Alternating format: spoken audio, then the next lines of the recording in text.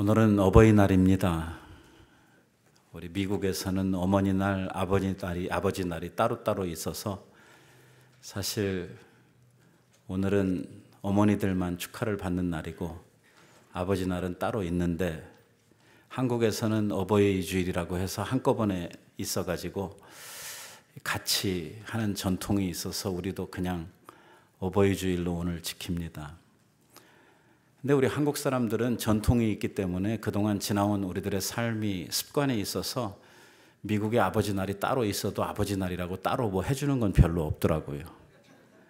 이날 옆에서 그냥 조금 얻어먹고 가야 그나마 좀 챙기고 갈 수 있지, 아버지날 따로 이렇게 챙겨달라고 그러면 생뚱맞다고 이렇게 이야기를 하는 상황이고, 또 교회에서도 아버지날이라고 이렇게 뭐 따로 행사를 하고 주일을 따로 지키고 하는 것이 너무 어색하기 때문에 사실 오늘 이 어머니 아버지들 함께 하나님 앞에 축하하면서 감사하는 이러한 시간을 갖고 있는 것입니다.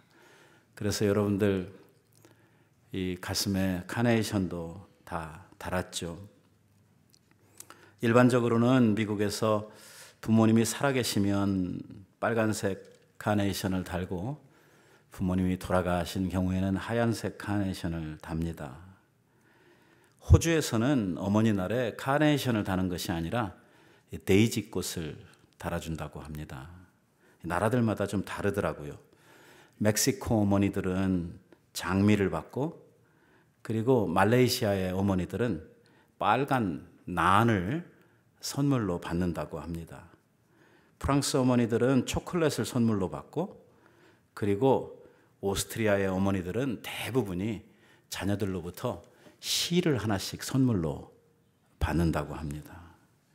그리고 이 대부분의 나라에서 그 어머니날 하루는 어머니들이 부엌 일을 안 하는 것으로 이렇게 통념적으로 알려져 있고, 그래서 우리 교회에서도 오늘은 이 여성도님들이 밥을 안 하고 오늘만큼은 우리 남전도에 남성도님들이 점심을 준비해서 먹을 건데 괜찮을지 심히 걱정이 됩니다.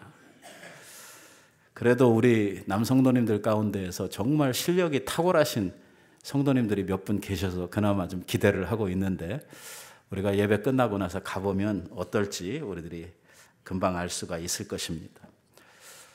어머니들이 정말 살면서 많은 희생과 수고를 하면서 사는데, 이 어머니들이 인생을 살면서 자기가 사는 삶에 대한 만족도, 그 행복감은 얼마나 될까? 그래서 각 나라의 어머니들이 가지고 있는 그 행복도를 조사를 했다고 합니다. 그랬더니 그 행복 지수가 스웨덴 어머니들이 제일 행복 지수가 높았고요. 미국에 있는 어머니들이 전 세계에서 11등을 했고, 우리 한국의 어머니들이 행복 지수가 21위. 전체 117개 국가 중에 21위니까 상당히 높은 편이죠. 딴 거에 비해서는 그래도 이 어머니들의 행복 지수가 우리나라 어머니들이 상당히 높다고 하는 것을 알 수가 있습니다. 문제는 사실 하나님께서 하나님의 백성들과 선민 계약식을 맺으면서 너희들이 내 백성이 되려고 하면은 꼭 이렇게 살아야 된다. 이것이 내 백성으로서 살아가는 삶의 규범이다. 해가지고 주신 것이 바로 십계명이지요. 이걸 하나님께서 강제로 주신 게 아니라 이 문안을 만들어 가지고 모세에게 먼저 주시고, 그 모세로 하여금 백성들에게 내려가서 너희들과 내 사이에 하나님 백성 또 이스라엘의 하나님, 요 관계가 형성이 되려고 하면 우리가 서로 계약을 맺어야 되는데, 그 계약의 조건이 뭐냐면 너희가 내 백성이 되면 이렇게 살아야 되는 조건이 있다 해서 먼저 백성들에게 갔다가 물어봤어요. 이렇게 살겠느냐? 백성들이 하나같이 대답을 하기를 예, 우리가 다 그렇게 살겠습니다 해서 그 답을 가지고 올라와서 하나님 앞에 선민 계약식이 맺어지는 것이죠. 그게 바로 신의 산 언약이라고 하는 것입니다. 여기에 보면 우리들이 십계명의 두 부분으로 나누어지게 되는데, 하나는 앞부분이 하나님께 대한 계명이 나오고 그 뒷부분에 사람들에 대한 계명이 나옵니다.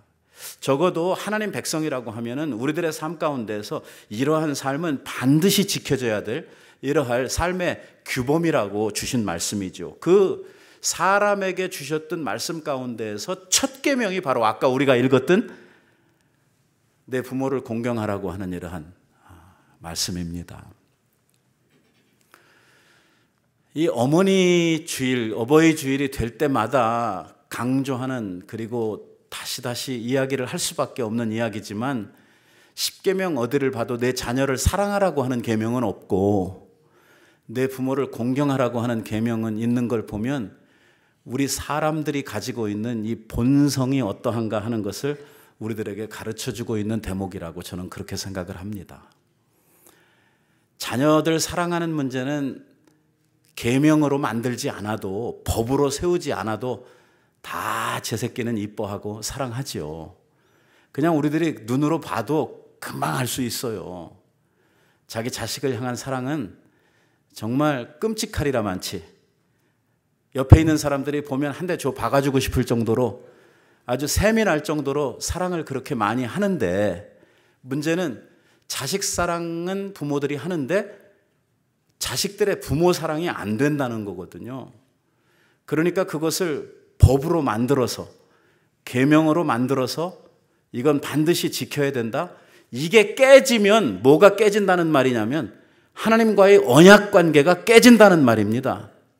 여러분, 계약이라고 하는 것은 언제 이 계약이 효과가 있는 거냐면 그 조건들, 계약을 향해서 달았던 그 조건들이 지켜질 때에 이 계약이 효과적으로 유지가 되는 것이거든요.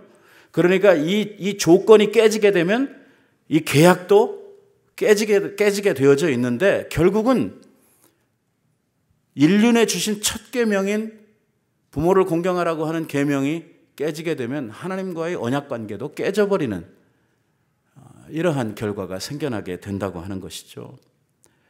오죽하면 이 계명을 잘 지키면 상 주겠다고 말씀을 하시는 거예요. 그러니까 법 잘 지켜서 상 받은 사람은 아마 우리들 가운데 거의 없을 겁니다.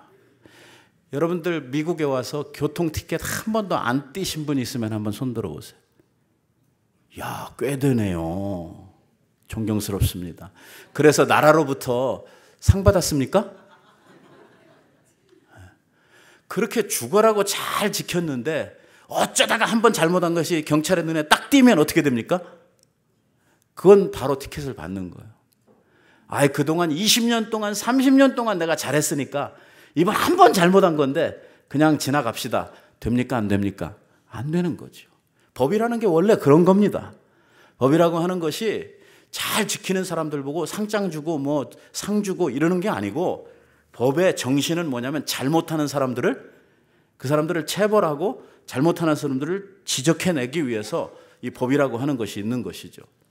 이 하나님께서 우리들에게 이 하나님의 법을 주셨을 때에 반드시 지켜야, 이게 안 되면 우리 인간 사회가 지켜지지를 아니하고 가정이 지켜질 수가 없기 때문에 하나님께서 법으로 정하시고, 이 법을 잘 지킨다고 해서 그걸 가지고 우리가 상을 줄 필요까지는 없는데, 하나님께서는 그렇게 해도 우리 인간들이 너무 안 지키니까 이거 잘 지키면 내가 너희들에게 복을 주겠다, 상을 주겠다, 이렇게 이야기를 하셔서 이 계명을 지키게 하셨는데도 불구하고 오늘날 우리 시대에 이 계명이 너무나 잘 안 지켜지고 있다고 하는 것을 우리 모두가 다 알 수가 있습니다.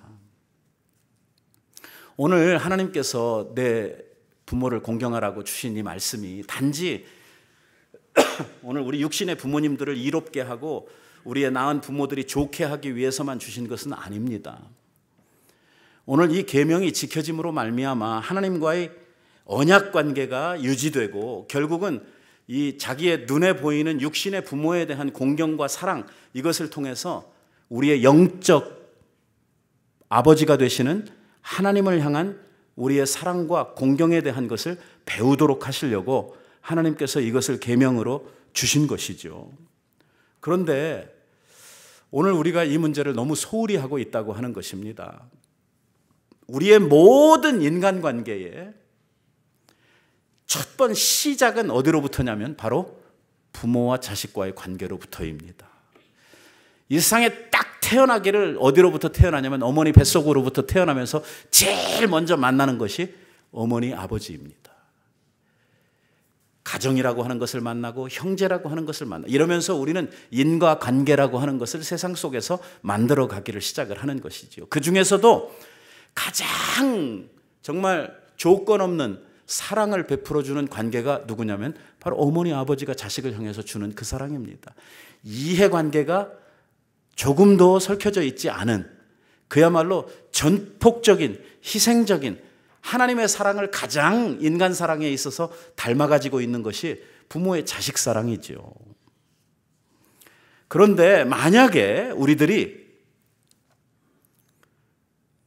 부모와 자식지간의 이 관계를 제대로 못한다, 이 관계가 잘못되어 있다 한다면요, 그 사람은 모든 인간관계가 잘못될 수 있는, 인간관계가 좋지 않은 쪽으로 갈 수 있는 여지를 담고 있는 사람이다, 이렇게 생각을 하면 거의 틀림이 없습니다. 한 철학자는 이야기를 하기를 부모 공경 못하는 사람하고는 친구하지 말라고 그랬어요. 왜? 그 인생은 부모도 모르는 인생이기 때문에 틀림없이 너를 배신하고 너를 아프게 할 사람이라고 이렇게 이야기를 했습니다. 우리가 살아가면서 인생의 첫걸음을 실패하는 것이 뭐냐면 부모에 대해서 해야 할 마땅한 우리의 도리를 행하지 않는 것입니다. 오늘 하나님께서 사도 바울에게 디모데 전서에서 이러한 이야기를 합니다. 어떤 과부에게 자녀나 손자가 있다고 하면 저희로 먼저 자기 집에서 효를 행하여 부모에게 보답하기를 배우게 하라. 이것이 하나님께서 받으실 만한 것이니라 라고 이야기를 해요. 자식이 부모를 공경하고 부모를 섬기는 것, 이것이 바로 하나님께서 받으실 만한 향기로운 우리들의 삶의 내용이라고 이렇게 이야기를 하고 있는 것이죠. 그렇게 하지 않으면 어떻게 될 것인지는 우리들이 상상해 보면 금방 알 수가 있는 일입니다. 우리 주님께서는 오늘 부모 공경에 대해서 우리에게 뭐라고 말씀을 하시는지, 또 우리가 말씀 안에서 자녀된 자들로서 어떻게 부모님들을 섬겨야 되는지 주셨던 그 짧은 말씀 속에서 우리들이 그 내용들을 한번 같이 확인을 해보려고 하는데, 그 첫 번째가 뭐냐면 하나님은 우리들을 향해서 부모를 공경해라 이렇게 짧게 명령을 하고 계십니다. 알아야 될 것은 부모 공경은 하나님께서 우리들에게 주신 명령입니다. 명령이라고 하는 말은 무슨 뜻입니까? 반드시 해야 될 일이라고 하는 것입니다. 이것은 이렇게 했으면 좋겠다라고 하는 권면이 아닙니다. 이것은 하나님께서 우리들에게 요망사항으로 주신 것도 아닙니다. 이것은 반드시 우리들 가운데 지켜져야 하고 이루어야 할 우리 명령, 계명이라고 우리들에게 가르쳐 주시고 있는 것이죠. 반드시 지켜야 된다는 것입니다.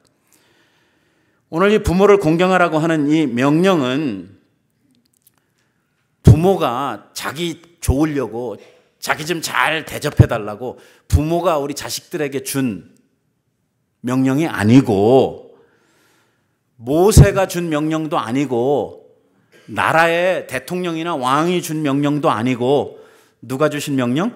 하나님께서 우리들에게 주신 명령이라는 거예요. 하나님께서 주신 명령. 인륜에 주신 첫 계명이라는 거예요. 다른 계명들도 다 중요하지만 그에 앞서서 가장 소중한 계명이 뭐냐면 바로 이 계명이라고 하는 것입니다. 그래서 이 계명에 대해서 하나님께서 이 계명을 지키지 않는 사람들에 대해서 어떻게 이스라엘 사회가, 이스라엘 공동체가 이 문제를 어떻게 처리할 것이냐에 대한 이야기를 아주 심각하게 하셨어요. 그걸 정리하면, 아주 쉽게 이야기를 하면 뭐라고 말씀을 하셨냐면 부모 공경 안 하는 놈들은 다 죽여버리라고 그랬어요. 하나님께서 성경에 아이고, 사랑의 하나님인 줄 알았더니 너무 무자비하시고 너무 무서운 하나님이시네요. 하나님께서 무한자비하시고 죄인에 대해서 오래 참으시고 정말 풍성한 인애가 계신 이러한 하나님이시지만 부모 공경 안 하는 자들에 대해서는 하나님께서 오래 참음이 없으시다는 거예요.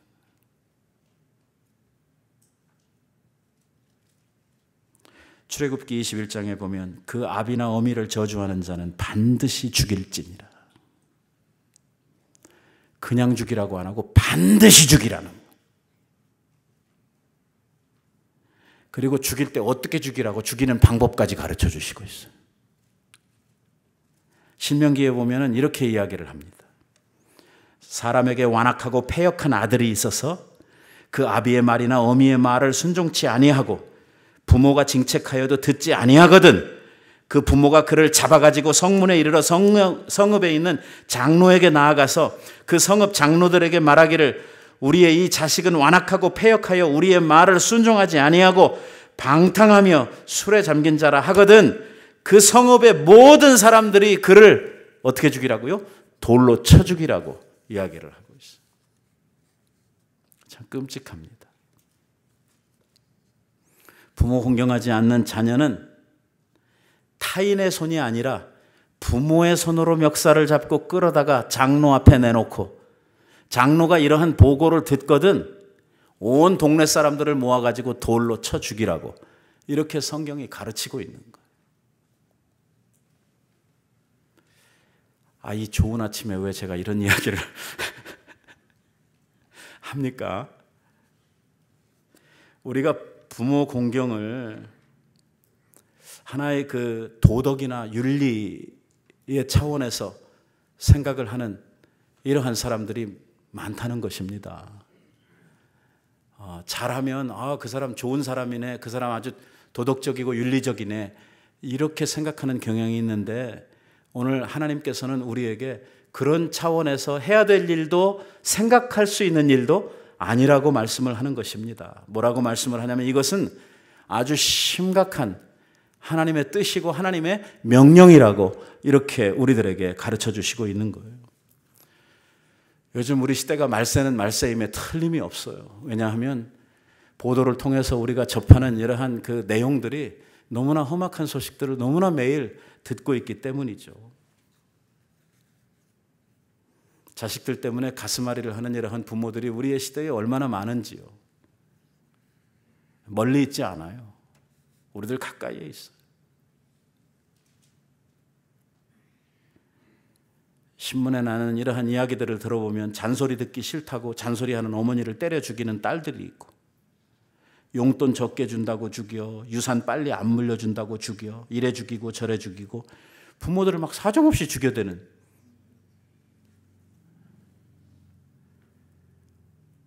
부모님들 이름으로 보험금 들어놓고 살 만큼 사셨으니까 우리나 좀 잘 살게 빨리 가주세요 해서 어머니 아버지를 보험금 타먹으려고 죽이는 이러한 자식들이 요즘 신문에 자주 나온단 말이에요. 자주. 이제는 효도한다 하는 이런 이야기를 들으면 왠지 우리들의 마음에 무슨 생각이 드냐면 좀 고리타분하고 좀 시골티 나는 뭔가 근현대적인 뭔가 좀 애가 좀 뒤떨어진 것 같은 그런 느낌을 우리들이 받는다는 거죠. 효도 이야기를 한다고 하는 것 자체가 오늘 우리 시대에는 뭔가 좀 시대 정신에 좀 안 맞는 것 같은 이러한 느낌을 우리가 받는다는 거예요. 사실은 효도하는 사람들이 훌륭해 보이고 효도하는 사람이 사람다워 보여야 되는 것이 당연한 건데 왠지 그렇게 하는 사람 보면 뭔가 좀 덜 떨어진 것 같이 보이고 조금만 뭐 하면 뭐 마마 보이니 뭐니 해가지고선 그런 사람들을 병신 취급하고 바보 만들어버리는 이러한 우리 사회 자체가 사실은 문제라고 하는 것이죠. 시집 오는 신부들이 모셔야 될 시부모가 있다 그러면 시집을 안 와요. 시집을 안 와. 사랑도 포기해버려요. 결혼도 포기합니다. 뭐가 있으면, 모셔야 될 부모가 있으면. 이거 심각한 거 아닙니까? 그럼 지도 애를 낳지 말든지.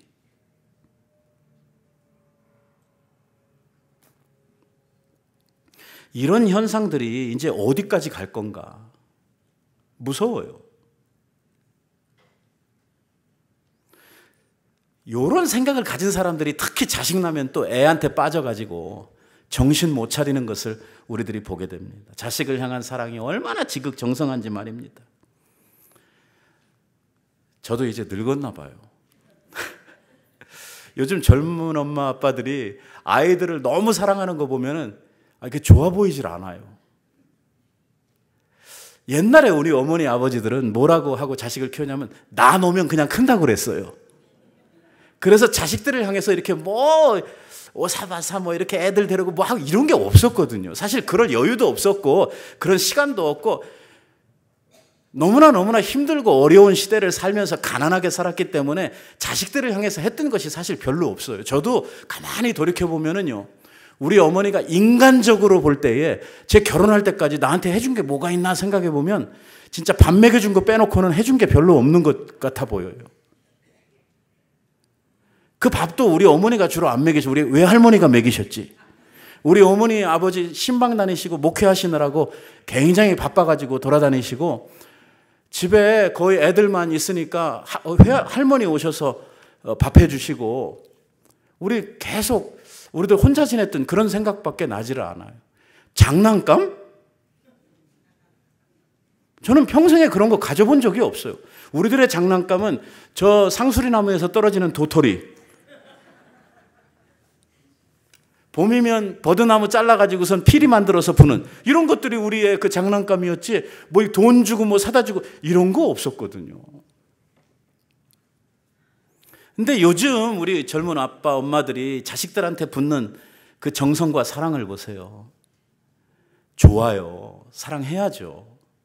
그 부모로서 당연한 이치 아니겠습니까?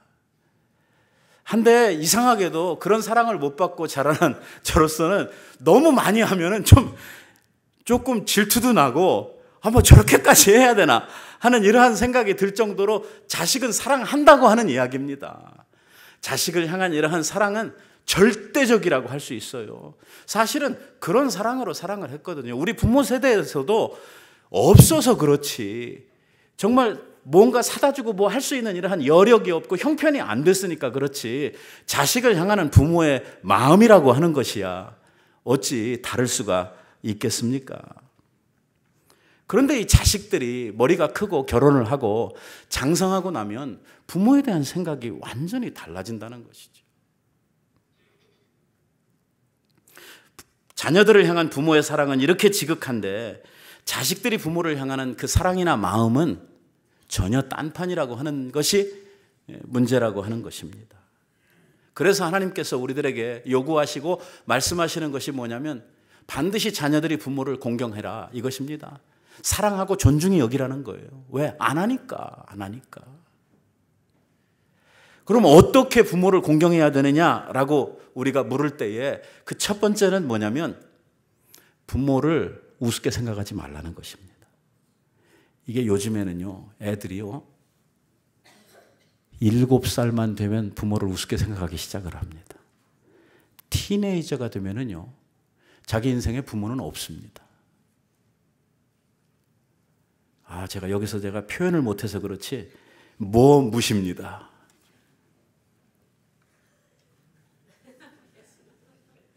이게 자식들이요, 부모 알기를 진짜 뭘로 알아요? 아예 말도 안 섞으려고 그래요. 대화가 없어요.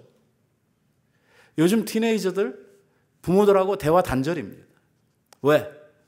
부모하고는 이야기해봐야 건질 게 아무것도 없다고 생각하는 거예요. 내 인생의 왼수요. 내 가는 길을 가로막고 있는 이러한 거침돌이라고 생각을 하는 것이죠. 입만 열면 잔소리. 그래서 아이들은 친구의 말을 훨씬 더 듣지 부모 말을 안 듣는단 말이에요. 부모하고 이야기하는 것조차도 싫어한단 말이에요. 그 앞에 있는 것도 싫어해요. 그래서 딱 오면은 그냥 지방으로 확 들어가 버리는 거예요.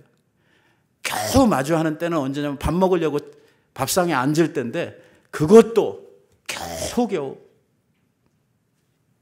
부모의 마음하고 자식의 마음이 어쩌면 그렇게 다른지요. 부모를 우습게 생각하는 거예요. 우리가 부모를 공경한다 할 때에 그 공경함은 뭘로 나타나야 되냐면 부모님을 소중하게 생각하라는 것입니다. 가벼이 여기지 말라는 거예요. 부모에게 이 weight, 이 아주 중요한 분으로서의 이러한 중히 여기라고 하는 이러한 의미가 오늘 그 속에 성경 말씀 속에 들어져 있습니다.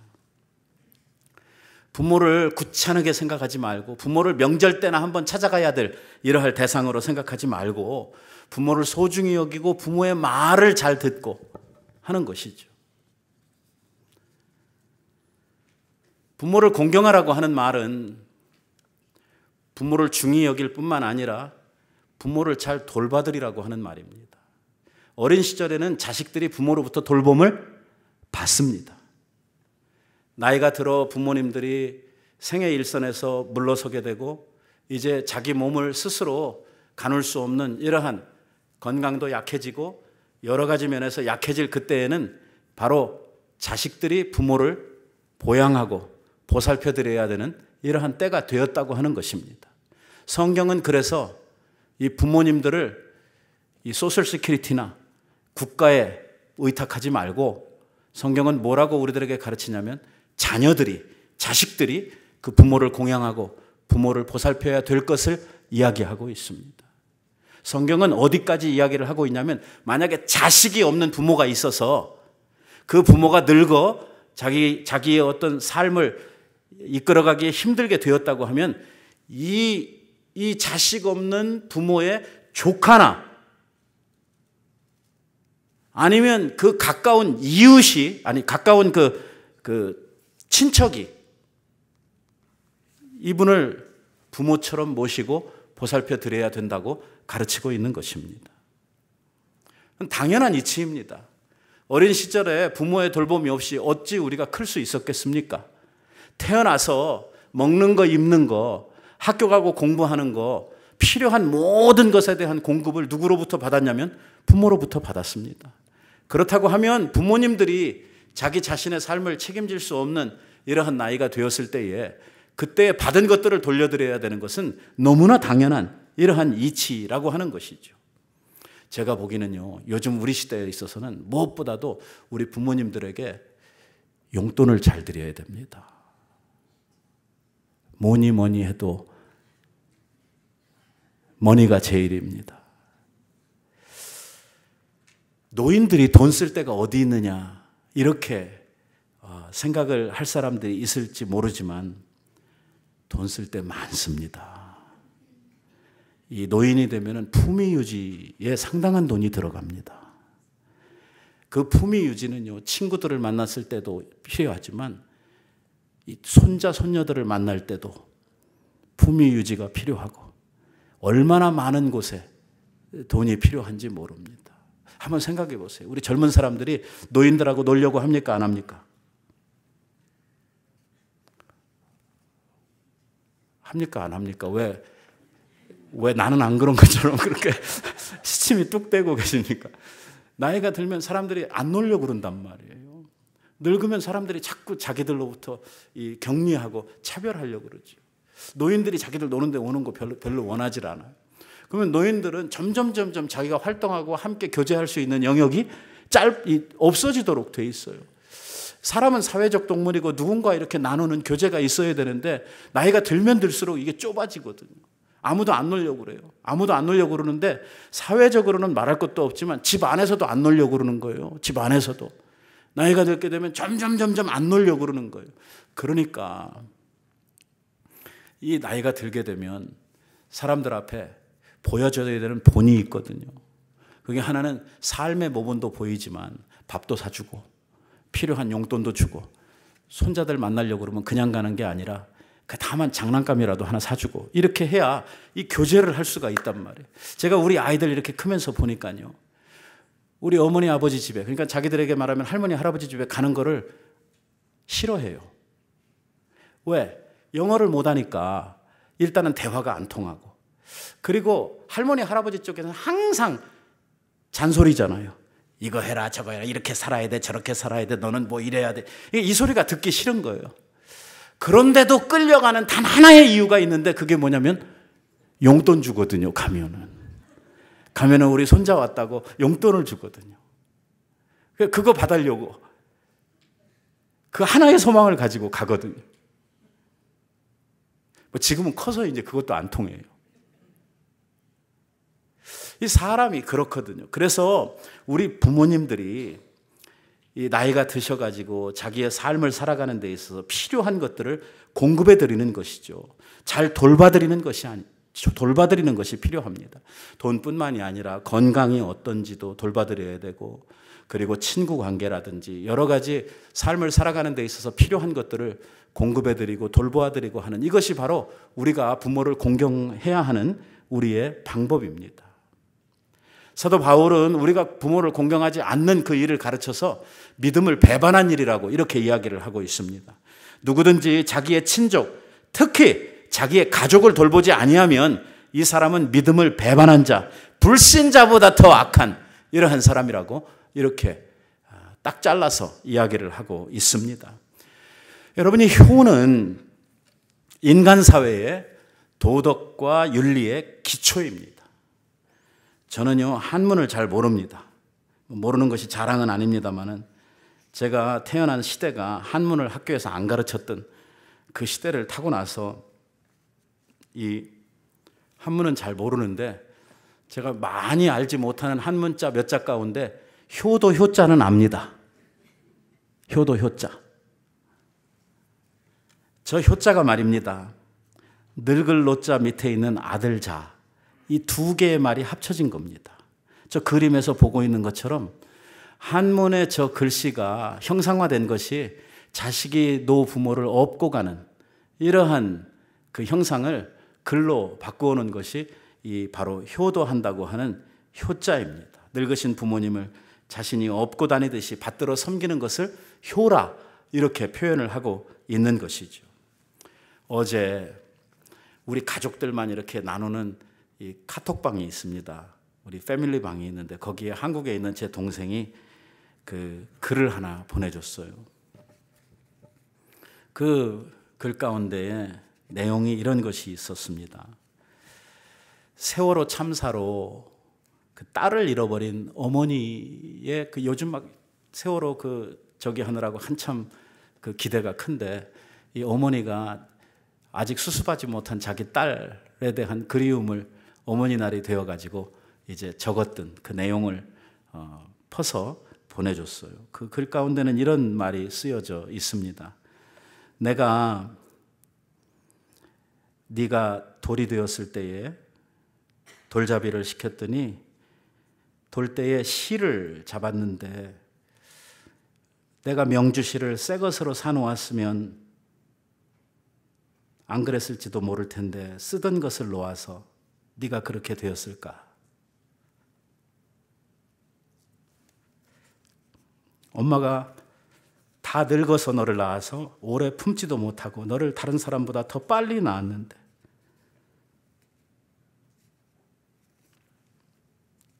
한 달이라도 더 품었으면 네 운명이 바뀌었을까? 몇 푼 벌어보겠다고 일하느라고 너한테서 온 그 마지막 전화도 받지를 못했는데,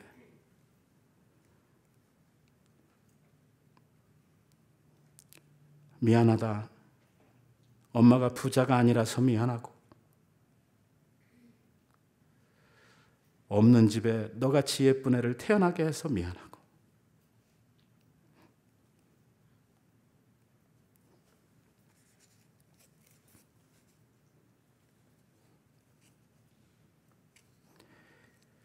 엄마가 모든 것을 잘못한 죄인이다. 엄마가 지옥 갈게.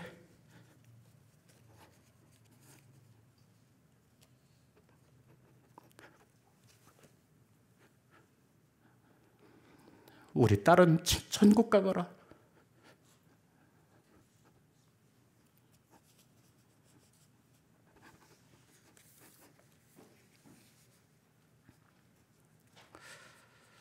이런 대목이었어요. 참 우리가 부모님 주일을 맞아서 우리가 이런 사랑받고 오늘 내가 이만큼 성장해서 이 자리에 있는 것 아니겠습니까? 우리 부모님들의 은혜에 대해서 우리들이 새롭게 생각하는 시간을 가져야 할 줄로 믿습니다. 하나님께서 우리에게 약속하시기를 내 부모를 공경하라. 그리하면 네가 이 땅에서 잘되고 장수할 것이라고 약속해 주셨습니다. 여러분, 우리는 다 주님 앞에 효도하는 자식들이 되기를 바랍니다. 정말 우리는 하나님의 말씀을 생명처럼 생각을 하고 아버지 앞에 이 계명을 잘 지켜감으로 말미암아 주님 앞에 복받는 우리 성도들이 꼭 되시기를 우리 예수님의 이름으로 축원드립니다. 기도하십시다. 자비하신 아버지.